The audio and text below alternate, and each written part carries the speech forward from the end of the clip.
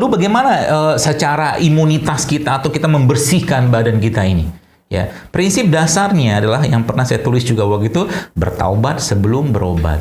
Apapun yang kita dapatkan saat ini, Bapak sekalian, keadaan yang tidak menyenangkan, asbab dari salah satunya adalah kelalaian dan dosa atau maksiat kita. Termasuk penyakit sama kok. Ya, pasti seperti itu keadaannya. Ya, jadi apa yang kita kerjakan? Taubat dulu, minta ampun sama Allah.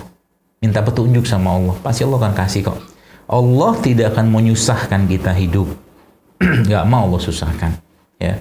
Maka taubat sebelum bertaubat itu akhirnya memunculkan kepasrahan kepada Allah Azza wa Jalla. Akhirnya apa? Dia mulai mengurangi makan, dia mulai memperbaiki ibadahnya, memperbanyak zikirnya, membaca tilawah Qur'annya, memperbanyak katakanlah membantu orang lain, sodoko atau apapun. Masya Allah. Tadi pagi saya sempat kepikiran, siapa tahu Anda mau ngikut atau ikutan bareng ide saya ini gitu kan. Saya pengen bikin apa ya, kayak mobile kedai sehat JSR gitu kan. Jadi nanti kemana-mana gitu, kayak ada mobil kecil gitu kan, mobil box gitu kan. Nanti di situ isinya tangki yang isinya jamu.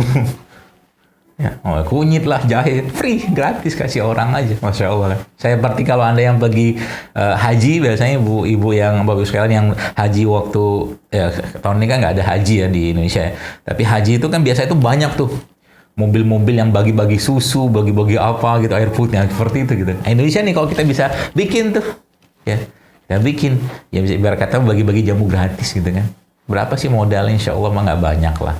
Nggak ganggu cash kita lah, atau cash Anda lah gitu kan. Tiap hari keliling kemana-mana gitu kan. Nah, dibikin tuh jamu-jamunya itu dan didoakan jamunya, ya Allah semoga dengan jamu atau herbal atau ibarat kata tuh ya rempah-rimpang atau minuman sehat JSR ini, ya Allah Engkau sembuhkan hamba-hambamu yang sakit. Keikhlasan, Masya Allah kan. Kan ajib kan, luar biasa kan. Salah satu idenya, nanti kerjasama sama Indonesia, siapa tahu Pak Iwan mau bikin tuh nanti. Jadi mobil box gitu kan, ada tangkinya, ada keran-kerannya, dia orang boleh ambil lah free. Berapa sih modal bikin ramuan kunyit atau mungkin Ultimate JSR yang saya pernah sharing, saya cuman kunyit, jeruk nipis sama serai itu kan berapa sih? Tapi subhanallah itu efek luar biasa.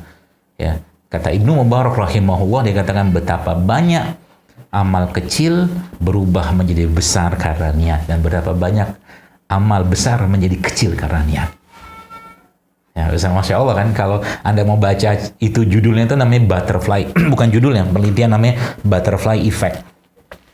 Kepakan sayap tornado di kutub utara itu di mana gitu kan, di Meksiko itu bisa mengakibatkan badai topan di wilayah yang lain. Satu kepakan, karena we are all connected. Kita semua terhubung. Luar biasa kan? Itu kekuatan iman tuh kayak begitu.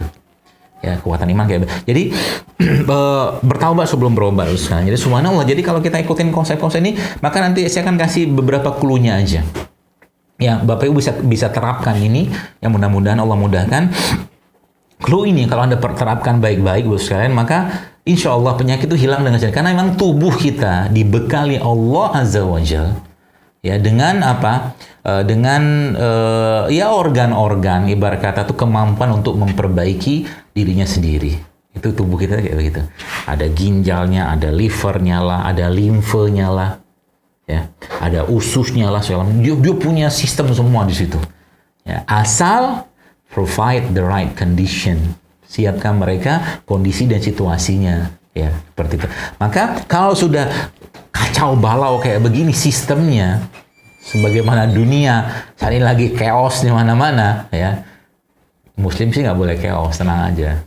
Kita punya Allah, ya, dan ujian itu tidak akan lama, tenang. Itu kan sebuah hal yang harus diyakinin, nggak mungkin ujian itu lama, tenang aja. Karena kita nih iman cetek-cetek kayak begini mah beda sama Nabi dan Rasul yang ujian mereka tuh nggak bisa kita bandingkan ya dengan kita ini, nggak mungkin. Jadi sekolah tuh 3 tahun sekolah, 4 tahun sekolah, nggak mungkin 4 tahun 3 tahun tuh ujian terus, pasti akan ada waktu selesai, tenang aja. Mumpung belum selesai, perkuat iman sehingga nanti waktu sudah selesai tinggal push gitu kan, tinggal bersiap meraih rahmat, ampunan, rezeki segala macam dari Allah Subhanahu wa taala. Baik, yang pertama jadi Bapak sekalian, jadi kalau dibilang berarti apa yang harus kita kerjakan? Tadi saya katakan kunci dasarnya bertobat sebelum berobat. Artinya apa? Mari kita bertobat ya. Mungkin selama ini banyak hal-hal yang terjadi pada tubuh kita katakanlah yang membuat lemah sistem tubuh kita. Ya, imunitas kita tuh lemah. Sistem di badan tuh ngaco semua, ngawur semua. Ya. Maka kalau boleh saya katakan dia harus di-reset. Dia harus didefrag ulang. Dia harus dibetulkan. Ya. Pembetulan pertama, jadi ada tiga poin atau 3 tahapannya. Pembetulan pertama, ya, kayak saya sebut dengan fase pertama atau fase detoksifikasi, fase pembersihan. Maka Islam memberikan pedoman yang sangat-sangat sempurna tentang fase pembersihan ini, subhanallah kan. Fase pembersihan. Fase pembersihan itu kita kenal dengan apa? Fase puasa. Ya. Maka puasa menjadi salah satu jargon atau mungkin tagline atau mungkin sebuah pilihan terbaik dalam memperbaiki badan kita, baik meningkatkan imunitas dan mereset ulang sistem badan kita. Buktinya apa? Islam memberikan sekalian petunjuk yang luar biasa. Saya baca buku tentang puasa nih, saya bilang ini kalau orang Islam kembali ke sini, saya katakan ya Allah ya Robbi, berapa banyak penyakit bisa hilang coba ngandalin puasa doang. 30 hari Ramadan Pak Bu, 6 hari Syawal, Ayamul Bid 3 hari sebulan, Senin Kamis 2 kali 4 seminggu 8 kali, terus puasa sunnah-sunnah yang lain ya. Dan terakhir ada puasa Daud. Masya Allah, kurang sehat apa coba umat Islam itu? Sisanya apa? Sisanya nggak usah makan sembarangan. Makan secukupnya. Nanti itu masuk fase kedua. Ya, jadi bersihkan ya dengan puasa. Untuk puasanya. Puasa. Berarti kita puasa untuk sehat? Oh bukan. Sehat itu adalah imbas atau akibat dari ketaatan kepada Allah Azza wa Jalla. Sehat adalah efek dari ketaatan. Kalau taat pasti sehat, tenang aja lah. Orang taat nggak mungkin mau makan sembarangan. Orang yang taat kepada Allah nggak mungkin. Contoh, Bapak Ibu tanya sama para penghafal Quran, kasih mereka makanan-makanan yang ibarat kata nggak jelas lah, nggak sehat itu, nggak mau dia. Kenapa? Mana mau dia lagi baca Quran tiba-tiba muncul lendir segala macam. Lebih sayang dia dengan bacaan Qurannya daripada makanan yang orang makan karena nafsu tadi. Gak bisa Pak Abu, nggak bisa nyambung itu semua. Gitu loh. Ya, jadi pembersihan. Ya, susah nggak puasa? Susah, semua susah. Ya, makanya kita beruntung. Apa beruntungnya? Karena puasa tadi susah, maka Allah wajibkan 30 hari supaya orang tuh tahan nafsunya. Kan begitu kan? Subhanallah, sekalian, masya Allah ya. Iya benar juga. Dan itu secara medis memang diketahui bahwa ternyata kalau Bapak Ibu baca tentang proses autofagi atau autolisis ya itu ya, apoptosis itu ternyata kalau dirata-ratain itu sekitar 12 hari. Jadi kalau Anda ambil angka 365 dibagi 12, maka Anda akan ketemu angka 30. Jadi proses autofagi, apoptosis secara optimal, secara sempurna itu dalam 1 tahun itu bisa didapatkan kalau orang itu melakukan proses fasting state. Ya, atau tidak makan ini dalam waktu 30 hari. Dan Islam punya kuncinya namanya puasa Ramadan. Masya Allah kan? Luar biasa harusnya. Saya katakan, Masya Allah ya, benar juga ya. Dan paket komplit, mau paket komplit ada Pak Bos sekalian. Mau paket komplit setahun.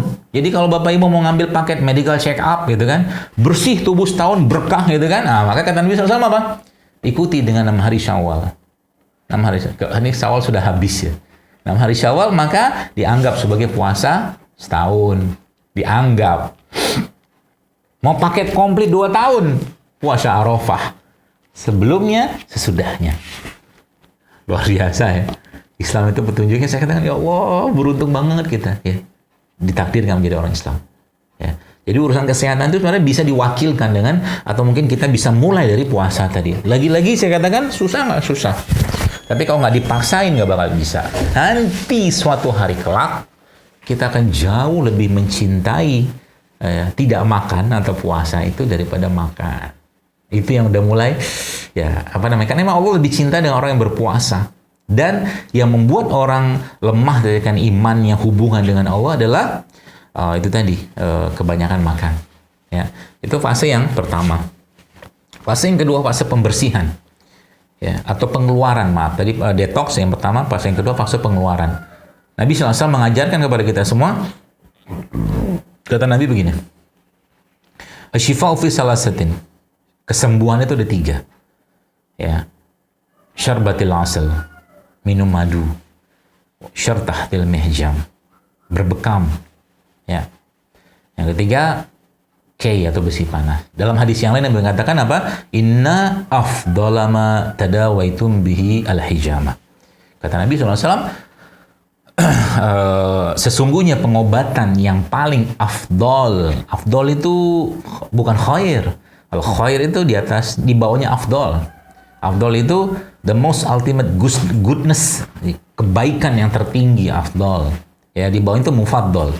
Ya, adalah berbekam, kata Nabi sallallahu alaihi wasallam. Jadi itu pengeluaran, fase pengeluaran. Jadi habis dibersihkan, dikeluarkan, ya, dengan hijamah atau dengan bekam, ya. Kapan waktunya? Ada Pak Bu waktunya. Nabi bersabda dalam sebuah hadis, ya, disahihkan oleh Syekh Albani. Nabi bersabda bahwa berbekam pada tanggal 17, 19 atau 21 setiap tanggal atau setiap bulan hijriahnya, maka itu akan menyembuhkan penyakit. Ini kan luar biasa. Jadi kalau ada sesuatu yang Allah sampaikan, Allah firmankan, Nabi sabdakan, tagih janji itu kepada Allah. Contoh Nabi mengatakan bahwa dalam bekam itu ada kesembuhan. Maka minta pada Allah, ya Allah, sembuhkan diriku dengan bekam ini. Mintanya pada Allah, bukan bekamnya. Jadi Allah menyembuhkan kita tanpa sebab. Tapi kita minta pada Allah dengan ikhtiar tadi. Seperti itu. Ya. Dan kalau kita bahas tentang bekamnya, bahwasanya itu Masya Allah, tabarakallah-nya ya. Canggihnya luar biasa nih. Ya. Dan alhamdulillah di Indonesia juga sudah ada salah satu doktor, gitu kan. Doktor S3 yang tesis tentang bekam. Kebetulan salah satu penasihat kita juga di asosiasi kita. Jadi Masya Allah ya, itu bekam. Jadi kenapa bekam menjadi salah satu pilihannya? Karena memang bagian yang paling luas dari tubuh kita adalah kapiler. Dan kapiler itulah yang bekam perbaiki sistem metabolismenya dengan diambil darahnya tadi. Itu bekam. Ya. Makanya bekam itu ya, Masya Allah ya. Nanti kawan-kawan kita cerita bekam lagi deh. Jadi saya katakan ya di luar mungkin cerita-cerita tentang riba dan segala macam ini, mungkin kita perlu hidupkan sunnah-sunnah Nabi Sallallahu Alaihi Wasallam yang lain. Ya. Sunnah semakin berkembang, terus sekalian, Masya Allah. Saya kemarin sempat bicara dengan salah satu lembaga kemanusiaan ya di Indonesia. Saya katakan, antum kan sekarang sudah bagi-bagi ini nih, bagi-bagi beras, bagi-bagi apa. Coba berpikir juga untuk bagi-bagi madu gratis. Madunya gratis, botol soda gratis, kurma gratis. Nanti kita bikin gratis semua. Dengan konsep-konsep wakaf. Islam bisa memberikan solusi tentang itu semua. Tenang aja. Jadi masyarakat akhirnya, masjid juga akan menjadi pusat-pusat penyihatan umat. Ya. Masjid menjadi PPU, pusat penyihatan umat. Jadi yang boleh dapat katakanlah minuman ini nanti yang sudah ikut kajian, nah, dicuci dulu imannya, gitu kan. Seperti itu, ya. Itu bekam. Nah, jadi dia bekam itu bukan seberapa banyak darah yang diambil. Bukan, tapi reaksi dari bekam itu yang kita harapkan. Nah, itu mungkin nanti pembahasan lebih detail kapan-kapan kita akan bahas. Kemudian yang ketiga, Bapak sekalian, nah ini yang setelah dibersihkan ya, di detox, dibuang lagi yang kotor-kotor tadi, atau mungkin fase 2 fase ini bisa bolak-balik saja, bersinergi saja. Yang ketiga adalah memasukkan sesuatu yang baik ke badan kita. Maka kata kunci dalam Islam itu apa? Halal, thayyib, dan tidak berlebihan. 2 itu pegang aja dulu lah, halal dan thayyib. Kunci dulu itu di situ. Sehingga nanti kalau udah katakanlah kita berhadapan dengan sesuatu makanan yang kita makan itu, coba pikir baik-baik dulu. Pikir baik-baik, ini makan nih pertama halal atau tidak? Halal atau tidak? Kalau nggak halal jangan dimakan. Saya dulu ya pernah katakanlah 7 tahun, 6 tahun yang lalu, saya pernah beli roti. Roti itu saya lagi pengen aja beli gitu kan, ternyata saya cek, oh ini roti belum halal nih, saya katakan. Air roti itu saya buang, nggak jadi saya makan. Ya, kenapa? Halal ini menjadi suatu hal yang justru lebih penting dari thayyib sebenarnya. Kalau nggak halal, jangan makan. Abu Bakar Siddiq radhiyallahu anhu pernah diberikan makanan oleh seseorang. Lalu dia makan makanan tadi. Lalu orang yang ngasih beliau makan tadi atau makanan tadi itu, dia katakan, ya Abu Bakar, ini makanan yang ku dapatkan dari hasilku bertenung itu berdukun. Abu Bakar, apa yang dikerjakan Abu Bakar? Dicolok Pak Bu, dibuka mulutnya, dicolok, dia punya tenggorokan untuk mengeluarkan makanan tadi. Subhanallah, kan orang zaman dulu kayak begitu. Zaman sekarang mah udah abu-abu semua gitu kan. Harta kita udah campur aduk semua gitu kan, subhanallah. Ya. Begitulah ya, jadi halal. Yang kedua toyib. Nah, toyib ini yang kadang-kadang boleh saya katakan banyak agak bias-biasnya gitu kan. Jadi prinsipnya ginilah. Semakin banyak makanan yang tidak diolah yang Anda makan, yang fresh, yang tumbuh di tanahnya Allah, mendapat cahaya mataharinya Allah Subhanahu wa taala, makanlah itu banyak-banyak gitu loh. Contohnya apa? Banyak-banyak itu maksudnya makanlah itu lebih sering ya, sayur, buah, segala macam. Mau minum jus gitu kan, ya ambil buah bikin jus, minum. Bukan minum jus dalam kemasan. Kan, nggak ada ceritanya sehat dengan jus dalam kemasan. Mau makan sayur ya makan sayur dibikin sayur bening kayak apa kayak, atau mungkin dilalap kayak gado-gado, pecel, karedok, macam-macam lah gitu kan. Itu semakin fresh dia, semakin banyak living foodnya, semakin sehat tubuh kita. Apalagi ada yang disebutkan oleh Allah dan Rasulullah SAW dalam hadis-hadis ya, itu lebih bagus dimakan. Bersoda, madu, zaitun, ini ngandalin ini doang, Masya Allah, gitu kan. Saya katakan, coba dirutinkan, hal-hal sederhana, rutinkan puasa, rutinkan habatus soda, zaitun, madu, ya, makan kurma, kacang-kacangan yang sehat, gitu kan. Tubuhnya kan terisi dengan sinar, apalagi tambahkan dengan sayuran buah-buahan, Insya Allah kan sangat baik. Ya, jadi itu ya halal dan thayyib dan tidak berlebihan, ya, tidak berlebihan, ya. Tambahkan lagi dengan makanan-makanan yang bisa menguatkan pencernaan atau mungkin tubuh kita, ya. Seperti makanan-makanan yang bersifat fermentasi atau probiotik, ya. Yang tadi Pak Iwan juga sempat jelaskan. Jadi sebenarnya Indonesia ini sangat-sangat kaya dengan itu, gitu kan. Sayangnya kita belum banyak tahu. Jadi bahasa itu begini. You don't have to eat less, but you just have to eat right. Nggak perlu ngurangi makan sih sebenarnya. Makan aja. Tapi makan yang benar. Ngerti apa yang dimakan. Gitu loh. Udah jelas-jelas nggak sehat masih dimakan.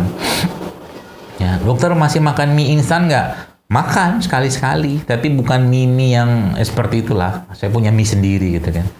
Mie-nya dari wortel, mie-nya dari kelor, mie dari apa gitu kan. Saya makan. Gorengan, jarang sih kalau gorengan, nggak tega sih makannya. Sorry aja. Bukan sorry aja. Nggak tega, serius. Lihat minyak itu, aduh ampun itu.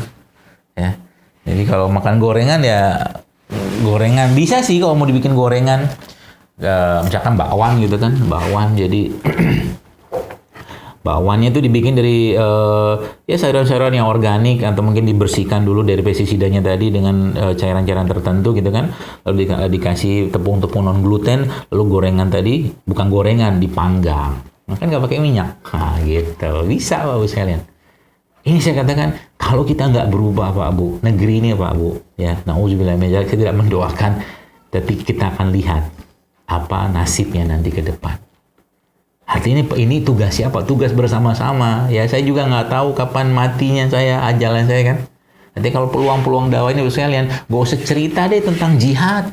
Gak usah cerita tentang perang deh melawan orang kafir. Kalau nanti ada waktunya, urusan makan saja kita nggak bisa berjihad. Nggak bisa. Berat. Sudah tahu nggak sehat, masih juga dia makan. Dan biarkan sekalian. Jadi kalau Anda yang punya peluang seperti ini, sekalian ambil peluang-peluang itu. Ya, bahkan kalau boleh saya katakan, ya kalau saya sih berpikirnya oke lah, silakanlah berusaha, berbisnis segala macam. Tapi kita juga perlu memikirkan bagaimana mengembalikan peradaban Islam dulu itu gitu kan. Zaman dulu sekolah tuh gratis.